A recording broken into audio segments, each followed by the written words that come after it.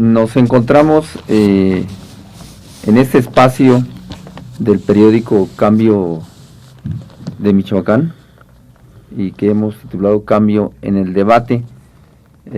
Habíamos invitado en esta ocasión al licenciado Juan José Tena García del PAN con el objeto de intercambiar visiones y experiencias sobre el proceso electoral de este 1 de julio de 2012. Sin embargo, cumplió con el llamado que hicimos el maestro Jorge Cázares Torres, que está aquí con nosotros, y pues vamos a iniciar nuestra plática. Y en primer término, agradecer tu presencia, Jorge, y pues que nos platiques en principio cómo observaste este proceso electoral del 1 de julio, tus primeras impresiones sobre esta situación. Muchas gracias, Rafa, buenos días. Me parece que se consolida el día de ayer por la noche una estrategia que se montó desde hace 6 años. Una estrategia que se diseña desde los poderes fácticos de nuestro país, en este caso el poder de la televisión, sobre todo a partir de Televisa, que combinado con el poder económico y político de México, en este caso esa alianza que se establece entre el Grupo Atlacomulco y Televisa para crear y vender un producto, una imagen, y bueno, pues efectivamente podemos decir que ayer se consolida para ellos, para los poderes fácticos, para la oligarquía, para ese grupo de poder económico y político, se consolida su estrategia. De entrada eso podemos decir. Por ejemplo, ¿qué papel jugaron los partidos políticos en este proceso? Y si se puede hablar de equidad en este juego electoral. Porque el día de ayer López Obrador mencionó que no hubo equidad en este proceso. ¿Qué opinas tú al respecto? Bueno, los partidos políticos hicieron su labor, hicieron su trabajo, pero para nosotros, desde el punto de vista del movimiento social y particularmente de la coordinadora, más que partidos políticos, lo que se disputaron en este caso fueron 2 proyectos. El proyecto de la derecha, representado por 3 de los 4 candidatos de los partidos PRI, PAN y PANAL, y el otro proyecto que representaba y representa el candidato del Frente Progresista. Sí.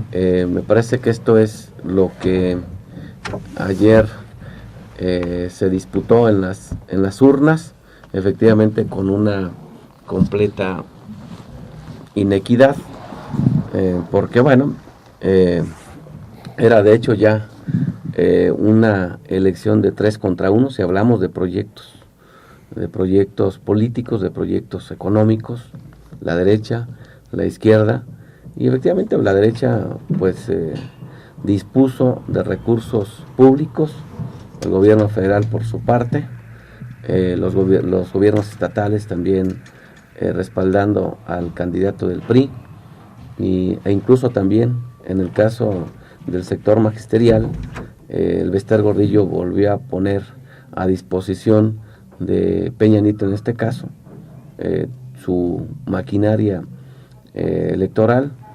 Se dio a conocer días antes de la elección del plan del Bester llamado Ágora magisterial para respaldar no a Cuadri, ¿no? Realmente Cuadri jugó hay un papel más bien para tratar de restarle votos al proyecto de izquierda bajo un pseudo discurso liberal, como él dice. Creo que esto fue efectivamente, así como lo señala el candidato del Frente Progresista, una elección que sobre todo tuvo el sello de la inequidad, pero todos sabíamos que era eso, todos sabíamos que era una elección en donde se disputaban de nueva cuenta, así como en el 88, en el 94, en el 2006 y ahora 2012, se disputan dos proyectos. Ahí para nosotros está muy claro esta situación. Nos acompaña en esta ocasión, compañero Samuel Ponce. ¿Tú cuál sería tu primera impresión sobre los resultados, digamos, como tendencias en este momento, en donde pues el candidato del PRI con un 38%, Josefina Vázquez Mota con un 25% y López Obrador con un 30-31%? ¿Cómo observas tú estas tendencias? Primero, para poner un poco de contexto, porque voy a decir lo que voy a decir. Sí, claro. Es establecer cuál fue el sentido de mi voto. Perfecto. El sentido de mi voto fue, yo anulé la boleta para los candidatos a la presidencia de la República. Yo voté por candidato a senador por el periodista Raúl Morón, por el diputado federal por priista Eligio Cuitlahua González, y por la alcaldía de Morelia en las elecciones extraordinarias por Wilfrido Lázaro Medina. En el caso de la alcaldía, por cuestión lo que dice que se enfrentan dos proyectos, bueno, pues es el conservador, no le dio a la izquierda mucho para poner un buen candidato, entonces era un voto ahí que yo pensaba que era inútil dárselo a la izquierda, entonces yo se lo di algo que se acerque más a lo liberal, en este caso al priista Wilfrido Lázaro, es decir, en comparación con los dos proyectos. Eligio Cuitlahua creo que es un priista joven de la nueva generación, y creo que con todo, de los tres candidatos a senadores, el más congruente, el más coherente, el más es Raúl Morón. Conocemos a Chon Orihuela, conocemos los vaivenes de Benigno Quesada, que incluso se dio, por decirlo de alguna manera, la candidatura a gobernador a Chavo López en su momento, a petición del presidente Felipe Calderón. En el caso de los candidatos a la presidencia, se me hace que ninguno no me daba a mí una satisfacción como opción política para votar por él. Es decir, son cada quien por su lado, es más de lo mismo, entonces no me convencieron y bueno, pues voto nulo. Tuve muchas críticas por eso, pero bueno, ese sería, digamos, el contexto, la introducción, por lo que voy a decir. Yo creo que los tres candidatos sabían a lo que estaban enfrentando, sabían que hay reglas formales, reglas informales, hay guerra sucia, hay todo, sobre todo en el caso del llamado candidato de las izquierdas, hay toda una campaña mediática en contra para no dejarlo, y creo que él sabía a lo que se enfrentaba. Yo tengo la percepción que en el caso de él le faltó tiempo y organización, pulir una organización más ciudadana a través de Morena y a través del movimiento Yo Soy 132, le faltó tiempo. Pero lo que no le faltó tiempo es para mostrar, yo diría, mostrar otro tipo de carácter que no tiene. Es decir, él es bipolar, es una gente que no le creímos tan fácil lo de la República Amorosa. Es decir, también le faltó tiempo para convencernos de que efectivamente su discurso, dentro de sus fortalezas, yo hablaría la conformación efectivamente de Morena, que le dio mayor solidez a su campaña, porque si lo hubiera dejado en manos del PRD exclusivamente, creo que hubiera tenido, o del PT o del Movimiento Ciudadano, creo que hubiera tenido más problemas todavía de los que tuvo, más conflictos internos de los que tuvo. Creo que le faltó, insisto, tiempo. Otra fortaleza de él es ese movimiento juvenil que todo indica que tiene mucho de espontáneo, que resurgió y hizo que los demás jóvenes que no simpatizan con él también se orientaran y también se pasaron a su lado, pero también dentro de su militancia partidista pues se reactivara, ¿no? Creo que sí también puso a andar en toda la República, no solamente en ciertos focos partidistas ni electorales, puso a andar a ver por el lado del norte del país y centro, mayor simpatía hacia él. Insisto, le faltó tiempo, pero también tiempo para todo. Creo que de una premisa, ahí la dejo, le faltó tiempo y creo que él sabía las reglas del juego. Ahora decir, yo por eso lo mi voto es nulo, y lo que voy a decir es lo siguiente: decir que la gente es masoquista y mucha sadomasoquista cuando vota por un candidato como Enrique Peña Nieto, priista, y también decir que se vuelve al pasado totalmente, pues yo creo que son cuestiones muy totalitarias, el decir, muy esquemáticas el decir eso. Creo que la gente que vota por Enrique Peña Nieto, pues al final se va con él por cuestiones de se siente más cómodo o más tranquilo. Entonces estaríamos hablando de que los que votan por AMLO son gente inteligente, madurada, reflexiva, y los que votan por Enrique Peña no lo son. Es decir, hay una contradicción, ¿no? Se alaba que la gente salga a votar y que bueno que se dé esa presión ciudadana, pero por el otro lado pues, se critica que la mayoría de esos votantes bueno, lo haya hecho por una opción que no es tan liberal, ni diría yo tan conservadora. Entonces creo que ahí se choca mucho, ¿no?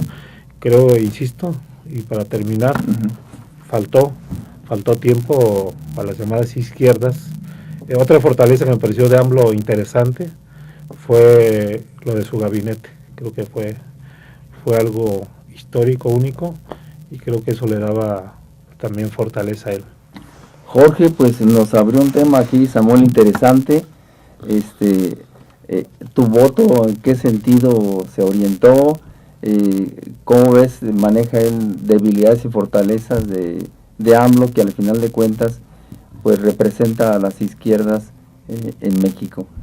¿Tú qué opinas al respecto? Sí, bueno, yo congruente con lo que expresé hace rato, de que realmente lo que estuvo en disputa el día de ayer, y bueno, toda la campaña, fueron dos proyectos. Yo voté por la izquierda, ¿no? Forma lineal. Sin mirar personajes, porque, digo, no todos me caen bien, pero esto va más allá de las filias o las fobias, ¿no? Personales.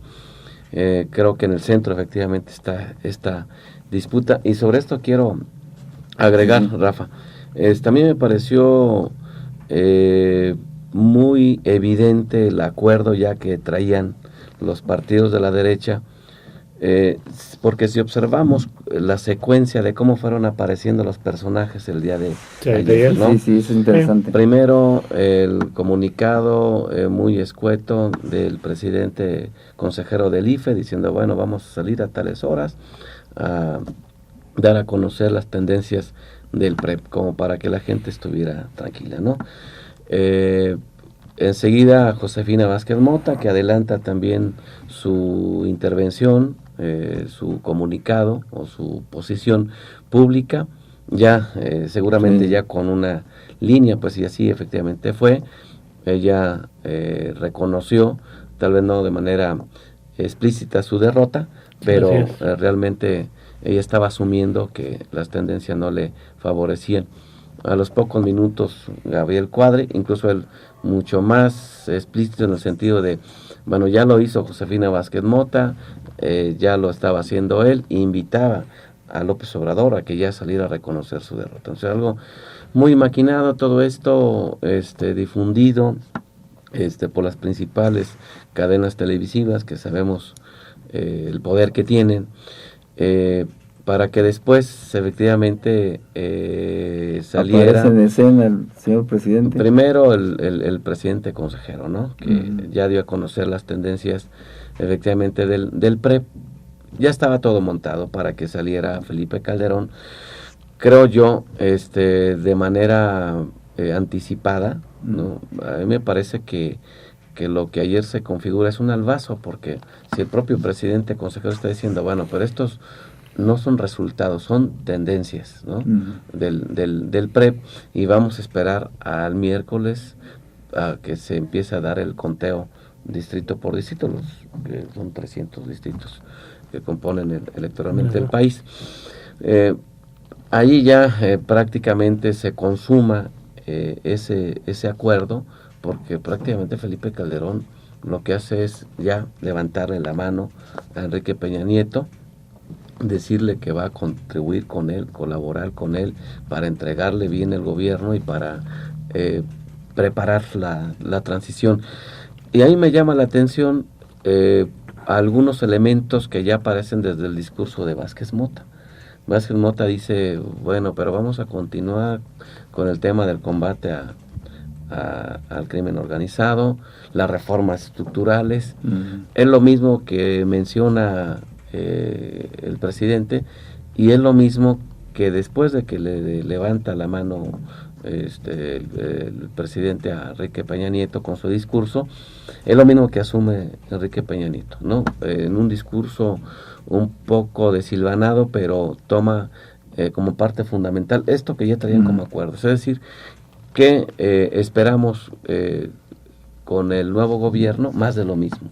Es decir, viene, se sostiene, aunque dice Peña que va a cambiar un poco la estrategia, no fue explícito en ese sentido, pero va a sostener la guerra, dicen ellos, contra el crimen organizado, así como lo desarrolló Felipe Calderón. Segundo, van las reformas estructurales. En la última etapa de la campaña de Peña Nieto insistió mucho en ese spot donde sale en su camioneta o en su vehículo que lo transportaba, donde habla de la reforma laboral, de la reforma energética, de la reforma fiscal. Es decir, vienen más ajustes estructurales para que la crisis la sigamos pagando los trabajadores, los de abajo, el pueblo, pues, ¿no? Viene todo eso. Nosotros advertimos que viene la aplicación del conjunto de medidas que se diseñan no desde el gobierno federal, se diseñan también desde otros organismos internacionales como el Banco Mundial, el Fondo Monetario, la OCDE, que es la que últimamente viene jugando un papel más activo en el diseño y la imposición de medidas como parte de los planes de ajuste estructural ante la crisis capitalista mundial. Entonces, creo que por ahí va la situación. Por eso creo que ayer todos se anticipan, y sí, efectivamente fueron tratando de orillar a Andrés Manuel, para que al final de cuentas él saliera también a reconocer su derrota, cosa que no fue así. Creo que congruente con su discurso y con su posición, creo que Andrés Manuel lo que sale es a esperar los resultados. Los oficiales. Exactamente. Él no se declara ganador, pero sí dice, bueno, vamos a esperar los resultados oficiales. Hacer otra cosa prácticamente era reconocer lo que él mismo criticó, ¿no? Una elección efectivamente inequitativa. Sí, luego toda la pregunta... Samuel, una reflexión aquí que me gustaría que hicieras. Es decir, en ese escenario donde participan tanto en la elección del Ejecutivo como el IFE, ¿este escenario fortalece la democracia o debilita la democracia o pone exactamente en sospecha y en duda el mismo voto de la gente? No se faltó al respeto en este escenario que montaron a la voluntad de la gente, a la voluntad de los ciudadanos. ¿Qué opinas tú al respecto? Como dice Cáceres, todo fue, digamos, muy bien llevado, digo, desde el punto de vista de ellos, así en una escala donde sí dio con tratando de obligar a AMLO que reconociera su derrota. lo cual pues, no hizo por estrategia y por no defraudar a millones de gente que votaron por él. Creo que siguió siendo congruente, porque lo trataron de acorralar, él no se dejó.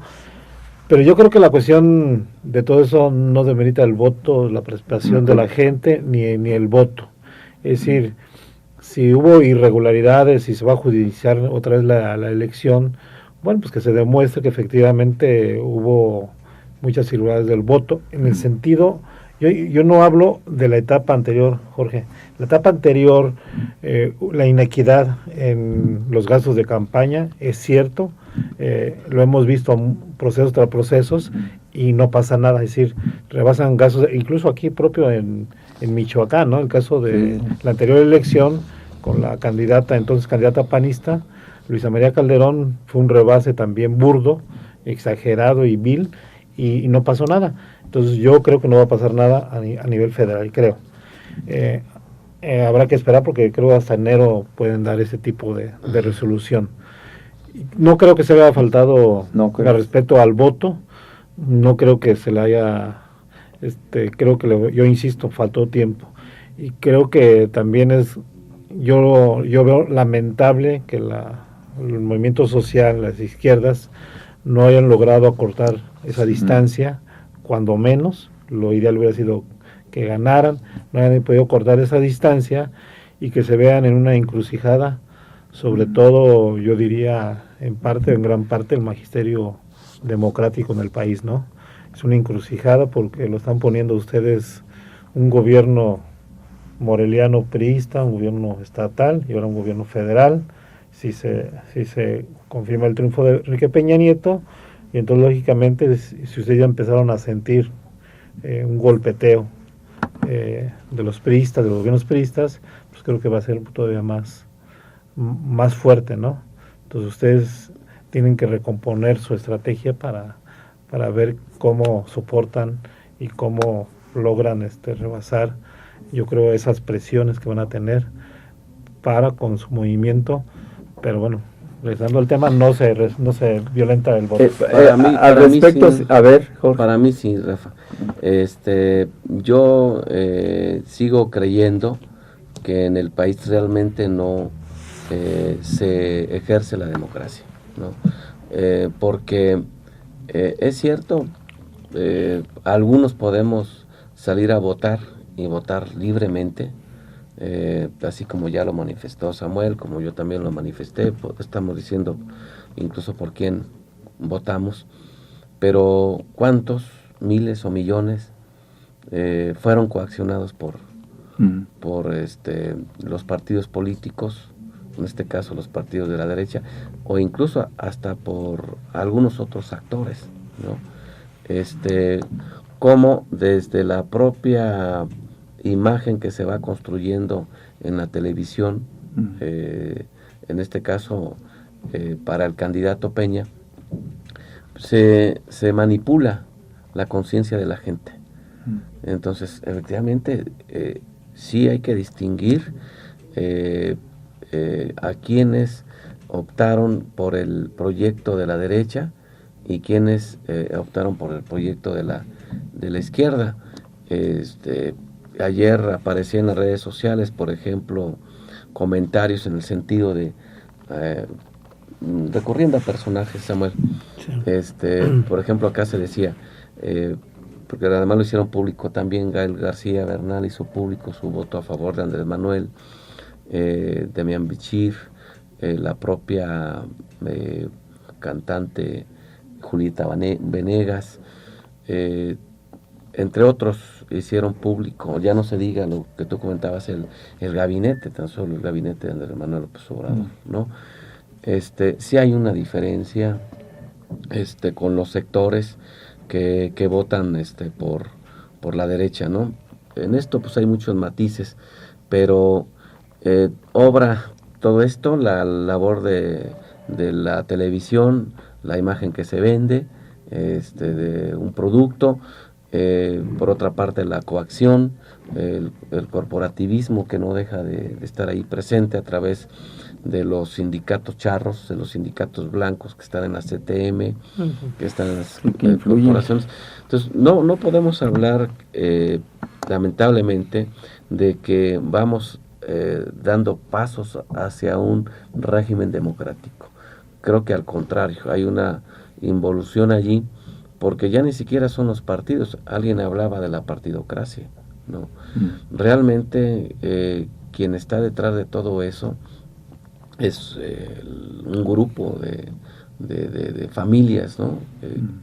Que todos conocemos nombres y apellidos. Hablo de 30 familias. Las 30 familias, por eso alguien como Carlos Facio habla de la plutocracia. Ya no es la plutocracia, ya ni siquiera es eso, ya ahora es la imposición de gobiernos a partir de esa élite, a partir de esas familias que componen la oligarquía nacional, fusionada con, obviamente, con monopolios transnacionales, ¿no? Entonces, creo que allí no le pudimos avanzar.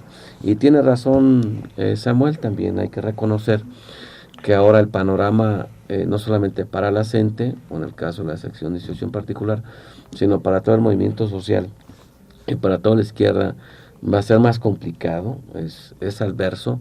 Comentábamos hace rato con Rafa precisamente, tenemos que reinventarnos. La izquierda en su conjunto tenemos que reinventarnos. Creo que en la coyuntura se dan algunos pasos hacia adelante, lo que tú destacabas, esto de que los partidos se hayan abierto y sobre todo por la propia iniciativa de AMLO, no se llegó a consolidar ese movimiento de regeneración nacional. A nosotros nos invitaron a que participáramos ya en los últimos días, ya el tiempo, como tú dices, no nos alcanzó. El movimiento de los jóvenes, que es muy importante, pero no deja de ser espontáneo. Habrá que ver si ese movimiento tiende a irse estructurando, a organizarse a nivel nacional. Creo que va a ser muy importante y además va a ser necesario, porque si no, si nos van a agarrar a campo descubierto y efectivamente pues vienen más golpes para el movimiento social independiente. Ahí nosotros tenemos que hacer un ejercicio de autocrítica y ver cómo tenemos que evolucionar hacia adelante. Una reflexión para que a ver qué opinan. Indudablemente que a lo mejor no se puede hablar de perdedores y ganadores. Yo sí creo que hay una ciudadanía que sí razona su voto, que sí lo piensa y que tiene claridad de otra opción, de otra alternativa de país, de nación. Pero también hay una ciudadanía que permanece muy subordinada a las imágenes de los medios de comunicación. ¿Qué tanto el partido en el poder, que es el partido de la derecha, perdió en esta circunstancia?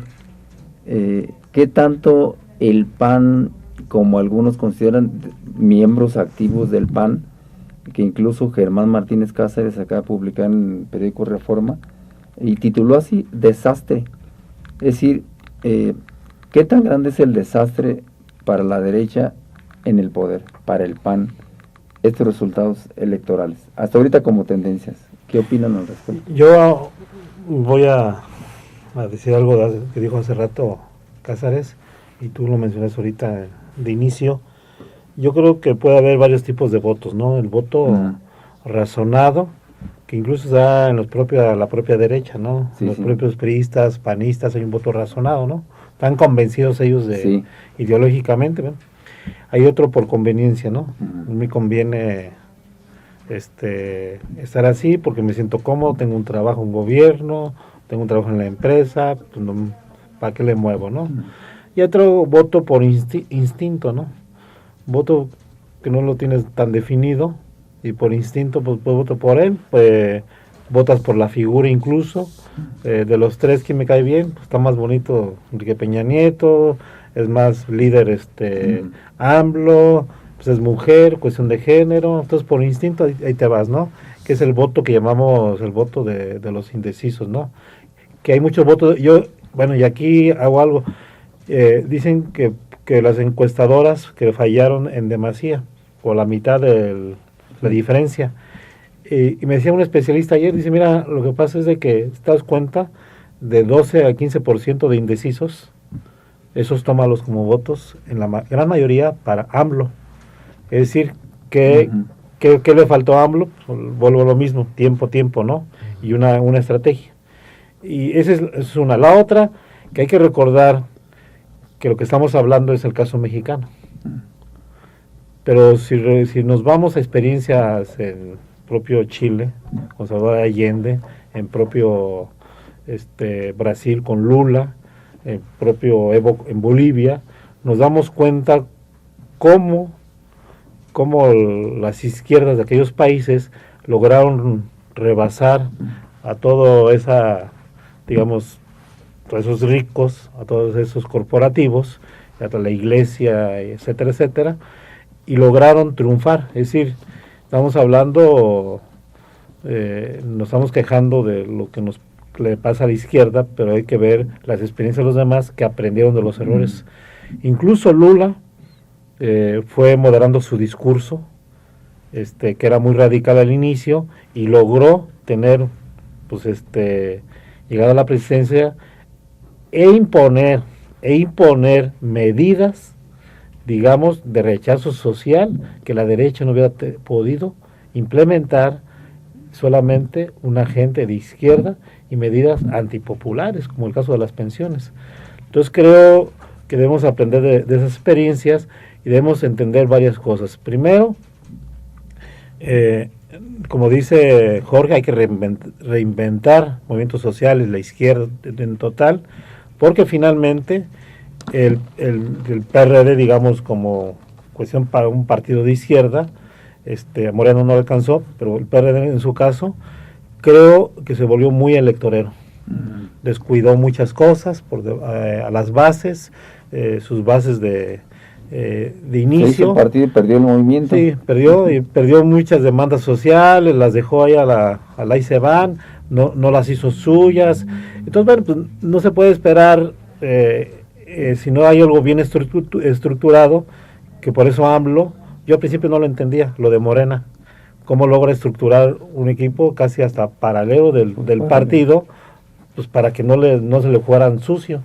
Creo que también tiene que ver mucho ese enfoque, y no sé por cuántos finalmente va a ser derrotado AMLO. Creo que va a ser menos puntos, pero creo que ahí está un poco la diferencia, ¿no? Y respecto del PAN como poder. Sí, el PAN como poder, yo creo que, es decir, el PAN y el presidente de la República hicieron su trabajo. ¿Cuál es su trabajo? Pues evitar que llegue AMLO. O sea, con todo y contra todo. O sea, esa es una cuestión de lógica. Hasta por eso yo hablo de reglas de juego, ¿no? AMLO lo sabía, la izquierda lo sabía, el PRD lo sabía, entonces Morena lo sabía. Entonces yo creo que son situaciones un poco que necesitan reinventarse la izquierda, de tomar conciencia del papel, fortalezas y debilidades que hubo, y bueno, pues empezar otra vez, ¿no? Son 6 años y creo que en esta ocasión yo tengo la convicción, y no por fe, no por creencia, que el próximo gobierno federal sí va a ser de izquierda. Pero siempre y cuando pues, una bolita se sienten las bases, se sienten las bases. Claro. Creo que se dieron muchas cosas que surgieron así muy espontáneas, ¿no? Eso de los jóvenes a mí primero me causó mucha cautela y mucho escozor, y poco a poco vi cómo iba teniendo, independientemente de que la gran mayoría de Yo Soy 132 se inclinen por un candidato de la izquierda, pero también hay de los otros partidos que empezaron a surgir, y me da gusto que los jóvenes participen de esa manera y que sean más originales y nos enseñen nos cacheteen para no estar ahí tan esquemáticos en nuestro actuar, en las formas de hacer las cosas, ¿no? Bueno, entonces yo creo que por ahí. ¿Pudiéramos querer decir algo respecto a esto? Sí,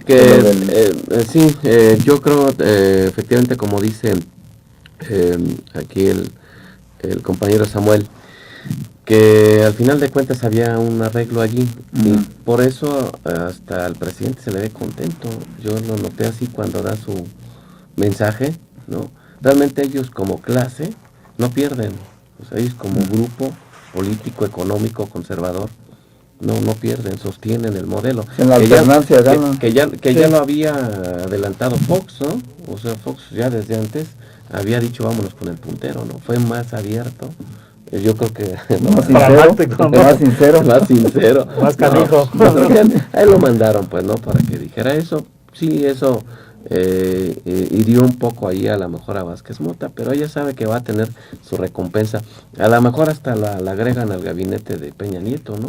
En esa fusión ahí, porque ella hablaba en su discurso de campaña de un gobierno de coalición, pues a lo mejor acá ahora le corresponde a Peña Nieto incorporándolo al gabinete, puede ser.